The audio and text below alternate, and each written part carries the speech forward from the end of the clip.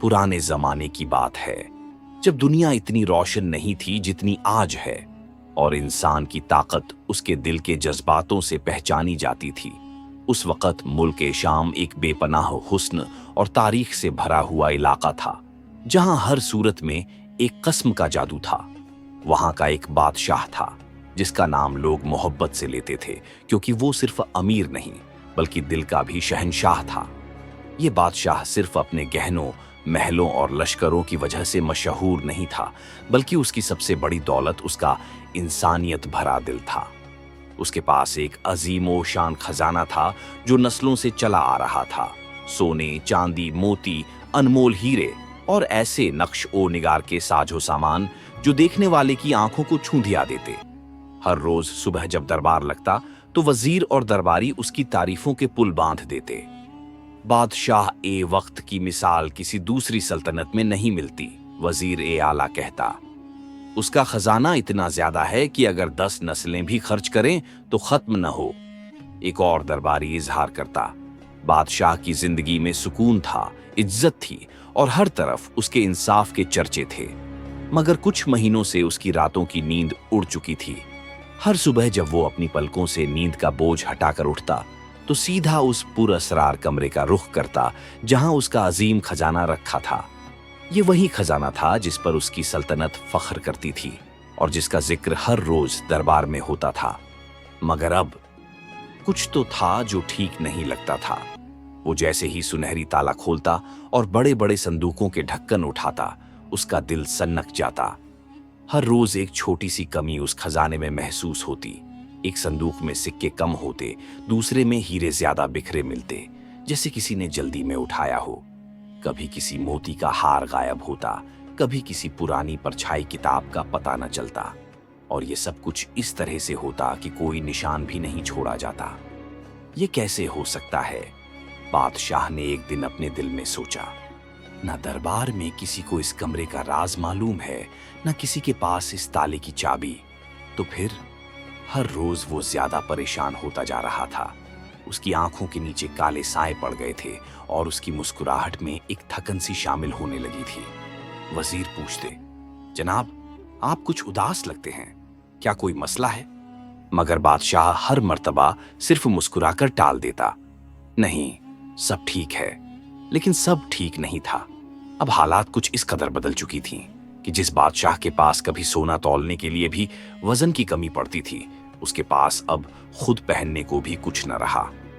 उसने अपने लिबासों से जेवर उतार कर भी गरीबों में तकसीम कर दिया था। लेकिन साथ ही साथ उसका असल खजाना, जो दिन ब दिन कम होता जा रहा था, अब लगभग खत्म हो चुका था। आखिर वो दिन भी आया जब बादशाह के दस्तरख्वान पर खाना भी मुकम्मल नहीं था। रोजाना वो खजाना देखने जाता, लेकिन अब तो संदूक भी खाली नजर आते। न सोना था, न चांदी, न हीरे मोती।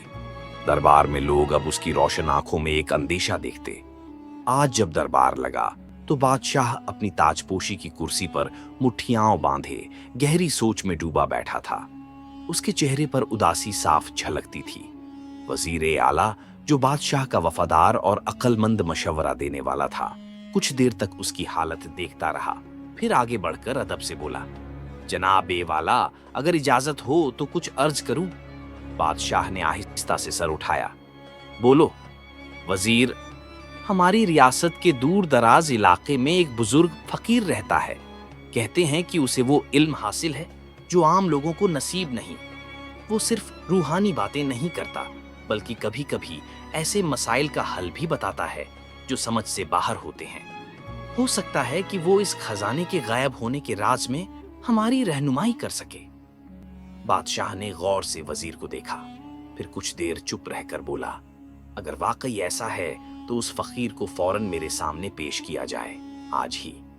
वजीर ने इजाजत लेकर अपने खास अफसरों को इशारा किया और चंद घंटों में एक काफिला उस फकीर की तलाश में रवाना हो गया।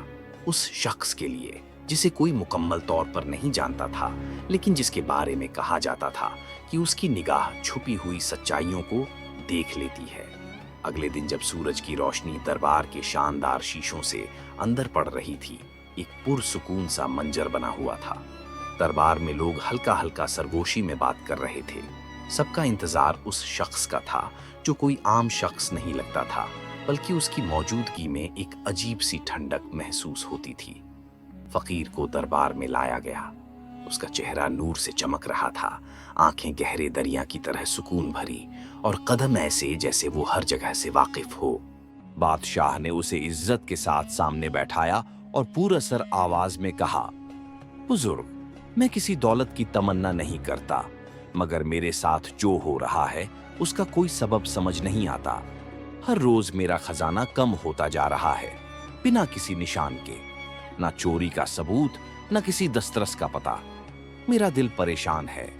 क्या तुम इस राज को समझ सकते हो? फकीर कुछ देर खामोश रहा, जैसे वो किसी और दुनिया से सोच ला रहा हो।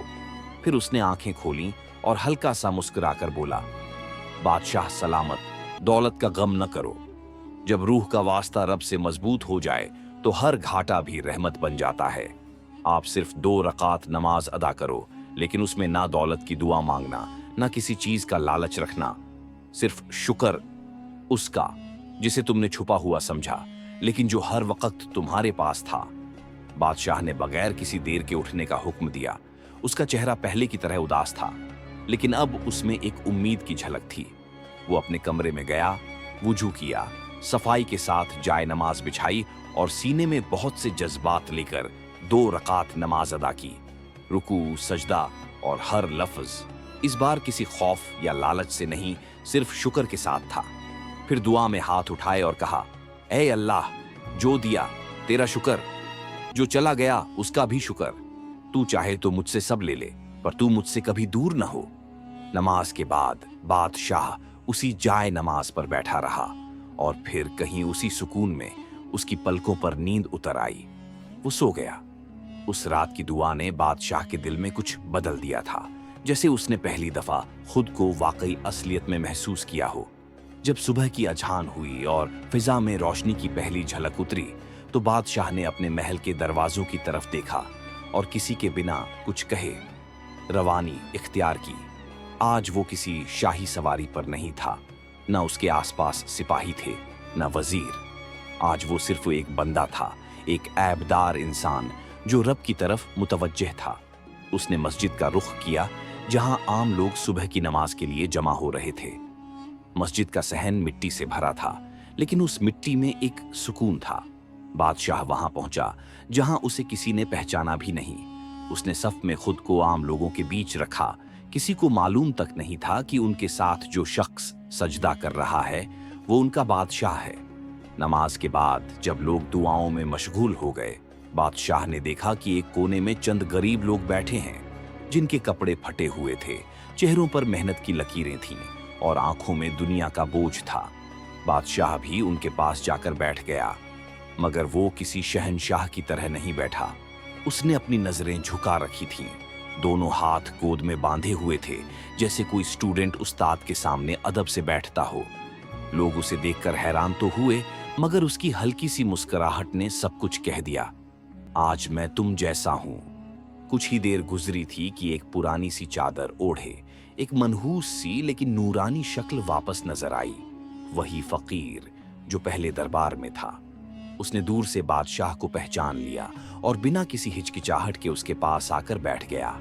मस्जिद के सहन में जमीन पर बैठे आम लोगों के बीच बादशाह ने फकीर की तरफ देखा। उसकी आंखों में उम्मीद और उलझन दोनों थीं। उसने धीरे से कहा, मैंने वाकई वो 2 रकात नमाज अदा की। अपनी जिंदगी में पहली बार बिना किसी ख्वाहिश के सिर्फ शुक्र अदा किया। फकीर ने मुस्कुराहट के साथ उसकी आंखों में देखा, और अल्लाह ने सुन ली। तुम्हारा खजाना चला गया था, लेकिन असल इम्तिहान तुम्हारी नीयत का था।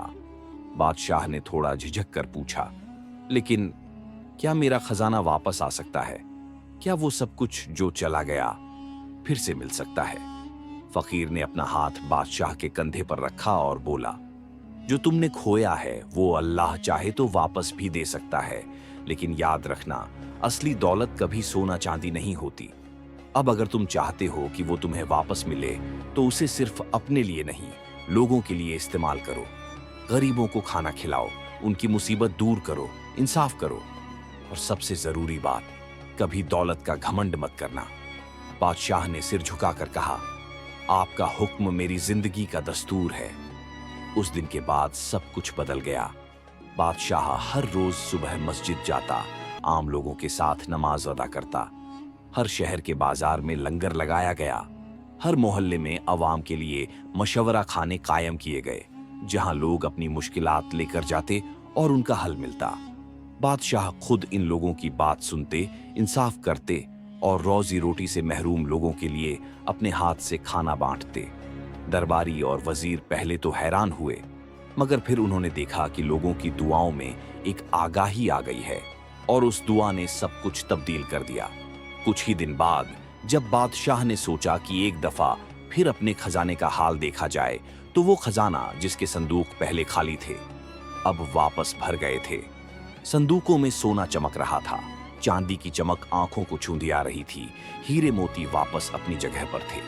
मगर इस बार बादशाह ने वो चमक किसी खुशी या घमंड से नहीं देखी, बल्कि सिर्फ एक सुकून के साथ। उसने दिल में कहा, अब जो मिला है वो अमानत है, खुद के लिए नहीं, लोगों के लिए। खजाना वापस मिल गया था, लेकिन अब बादशाह वो शख्स नहीं था जो कभी था।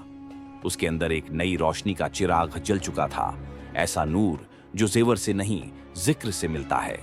महल वैसा ही था, दरबार वैसा ही, लेकिन बादशाह का अंदाज, उसकी सोच और उसका दिल बिल्कुल बदल चुका था। अब वो हर रोज दरबार में सबसे पहले गरीबों की सुनवाई करता। उसने हर शहर में अदालत आवाम कायम की, जहां कोई भी शख्स बिना डर के अपना मसला लेकर जा सकता था। वो बच्चों के लिए मदरसे और बीमारों के लिए शिफा खाने बनवाता। हर वक्त इस बात का ख्याल रखता कि दौलत सिर्फ अल्लाह की अमानत है, उसे संभाल कर रखना भी इबादत है और जरूरतमंद तक पहुंचाना उससे भी बड़ी इबादत। लोगों के दिलों में बादशाह के लिए इज्जत अब सिर्फ उसके ताज और तख्त के लिए नहीं थी, बल्कि उसके इंसाफ और इंसानियत के लिए थी। अब लोग उसे बादशाह ए आदिल के नाम से याद करते थे, वो फकीर जिसने बादशाह को असल रोशनी का रास्ता दिखाया, फिर कभी किसी ने नहीं देखा। कहते हैं वो कभी जंगल में, कभी किसी पुरानी मस्जिद के साए में और कभी किसी तालाब के किनारे देखा गया, लेकिन हर दफा उसे देखने वाले के नसीब में कोई रोशनी, कोई बदलाव जरूर होता था। और बादशाह, उसने आखिरी वक्त तक इंसाफ किया, दौलत का घमंड नहीं किया और हमेशा दुआ करता रहा, ऐ अल्लाह, जो दिया उसका शुक्र, जो चला गया उसका भी शुक्र, और तू जो हर वक्त मेरे पास रहा, तेरा हर हाल में शुक्र।